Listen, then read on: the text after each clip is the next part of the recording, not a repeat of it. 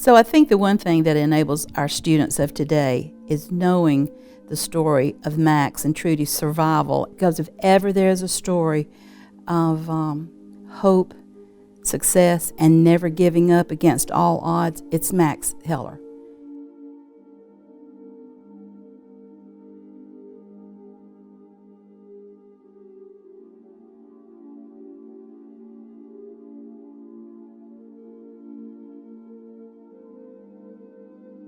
Growing up in Vienna, Austria, he became increasingly concerned about the onset of Nazism. They took his job away, they forced him to wash the streets, they took all their possessions away, they shut down their bank accounts, they took their car, they took their apartment.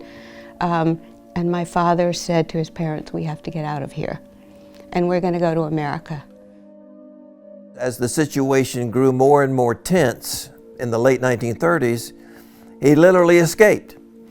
And the only person he knew from the United States was a young woman that he had met at a dance in Vienna. It was one dance and a half an hour walk.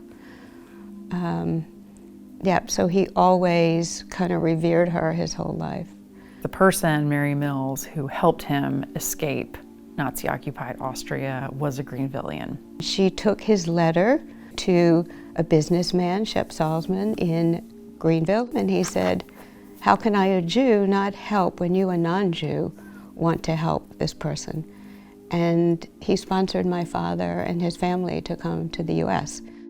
And instead of people resenting the arrival of a Jewish refugee in the Deep South, South Carolina leaders embraced young Max Heller. He was offered a job in a shirt-making factory in downtown Greenville. Max, really the first day that he was in Greenville, began work in this factory. Not too long after, the loudspeaker called that, "Would Max Heller please come to the office? There's a judge here to see you." And Max was so upset because he thought that meant the judge was going to send him back to Vienna.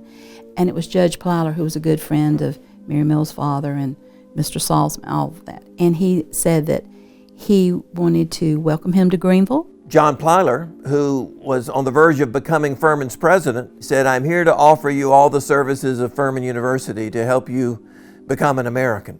From that day on, my father was devoted to Furman. When someone like the president of Furman welcomes you, it's very much like Greenville is welcoming you. And he never forgot that. So the Heller family and Furman University in Greenville, South Carolina, have all been intertwined in terms of their own progress and development over the last 50 years. My father quickly rose, from sweeping floors and cleaning toilets to the foreman of the cutting room, and then he became the vice president of the firm. He ended up starting his own company making shirts. Then he went on to become a member of the city council and then the mayor. He wanted to be sure that senior citizens had good homes. He wanted to be sure there was busing for people who needed it in the city. He integrated his factory when things were still segregated and said to people, "If you want to work with me, then everybody is the same." And so he did all those things very early on. And then I think some of the city elders came to him and said, "Would you run for city council?" And he won for city council. And then they asked him to run for mayor. Throughout the 1970s, Max Heller was the mayor of Greenville, and he brought a vision of the future for Greenville that is still paying off dividends. When he became mayor, he said that the heart of a city is the downtown, and he believed that the downtown Greenville had to be a place people wanted to live and be. There is increasingly a lot of empty storefronts, people leaving the downtown area, and it wasn't a lively place anymore. If you could have seen it when I grew up compared to what it's become now. He wanted tree-lined streets and outdoor cafes. And so he took Greenville's 4-lane Main Street and condensed it to 2 and widened the sidewalks, planted trees, and created what we now call pinch points, places that people could gather in, have conversations. They would become social community spaces. And it's almost like a little Austria or a little Europe to be in Greenville. In terms of his legacy from his time as mayor, he is remembered most for the changes that he implemented in the downtown revitalization. During his second term of being mayor, he was asked to run for Congress. And he was definitely favored to win. And right before the election, all the signs were taken down with his name on it all over. There were threats on our lives. The headlines in the paper, which I still have the paper, you know, Heller, a Jew doesn't believe in Jesus Christ. And it was so painful because here he had lived through Hitler, he had lived through escaping, he had lived through all that. And here in his beloved Greenville, all this stuff came right back up. And so he lost the election. Fast forward to 1992. Furman officially split from its parent institution, the South Carolina Baptist Convention.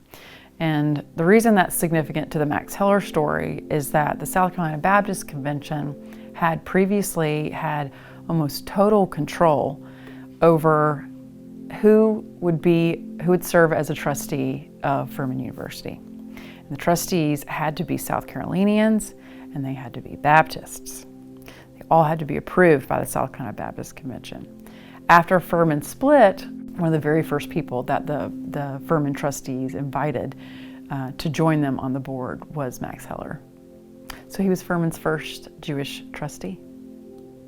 He joined our board and became a very effective representative and ambassador for the university in the community and across the state. Ordinarily, we would not have had the access to hospitals, lawyers' offices, schools. And the way that he helped us do that was he would talk to his friends and they would say, I don't know, Max, this is college students. And Max would say, yes, but these are Furman students. There's a difference. And you can see him serving and working right alongside the students. I mean, he really cared. He really cared about Greenville. He cared about Furman. He cared about people. He cared about his family. And my mother, too. You know, they were a team. In 2002, his friends wanted to do something for him and Trudy, and they endowed CESC, Collegiate Educational Service Corps. The Heller Service Corps, as it's called today, is one of the shining lights of the Furman experience. It's one of our most important programs, and that's largely because of the leadership and the inspiration provided by Max and Trudy in terms of social service, reaching out into the community and treating our students as citizens, not just as academicians. They had no concept of what they endured, what they suffered before they arrived here. But he wasn't bitter, that was the thing. I mean, he decided to do something positive instead. He would just absolutely have just felt that was just the highest of heights of anything that he had ever achieved in life, that college students are going out under the Heller name and making a difference.